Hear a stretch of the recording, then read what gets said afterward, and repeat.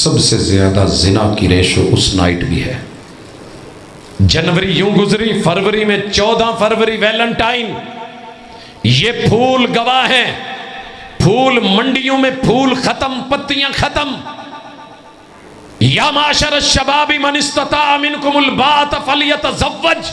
साहिब कुरान ने दिल से कहा था, जवानों जो ही जवानी हो ना तो फौरी निकाह कर लिया करो, वालिदैन को कहा करवा दिया करो, जैसे नमाज लेट नहीं करनी ये भी नहीं करना।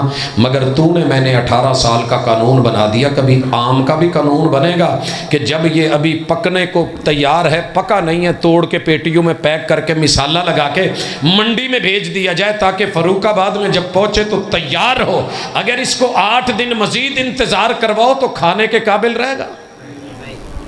तो ये जो बच्चा तेरा 9-10 साल में तैयार हो गया है, बेटी तैयार है, ये बिल्कुल पकी हुई है। या माशर शबाब महबूब ने आवाज़ दे दी है और निकाह के लिए कह दिया है।